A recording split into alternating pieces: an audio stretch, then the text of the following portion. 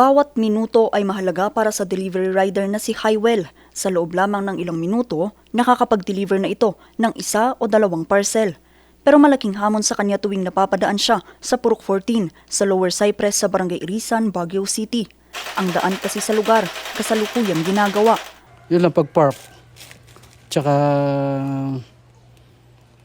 yung paghihintay sa mga pababa tsaka paakyat. Natatagalan. More than 1 month na yata ito eh. Naiintindihan naman daw nila kung bakit ginagawa ito pero sana raw ay mas mabilis ang pagsasaayos nito. Ito'y lalo pat noong nakaraang linggo pa raw ito dapat natapos. Ayon sa barangay, proyekto ito ng DPWH Baguio. Nung tila ang problema tayo tataapo DJ implementationan. Nga hantahan nga hanga mabalin nga mapaspasan ta masapul ngay nga lupasan da DJ Bangir no tumangken sa damanan buhusan DJ Bangir.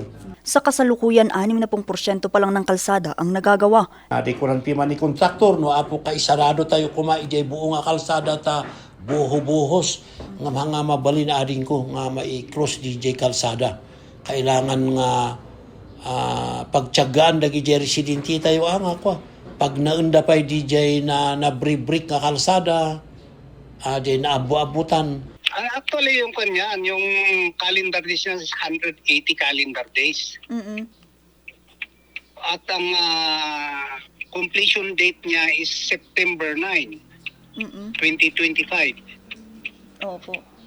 Yung unang tarpaulin kasi na nailagay ko, pinarihas ko sa isang trabaho na May 21 yata yun.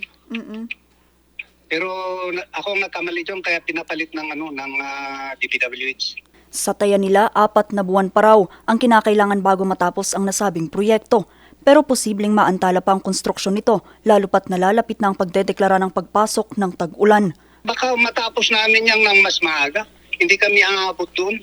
Pagtitiyak naman nila, hanggat maaari ay itutuloy-tuloy nila ang pagtatrabaho.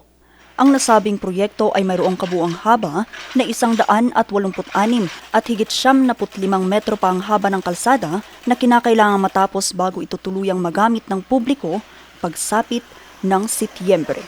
Vanessa Bugtong, RNG News.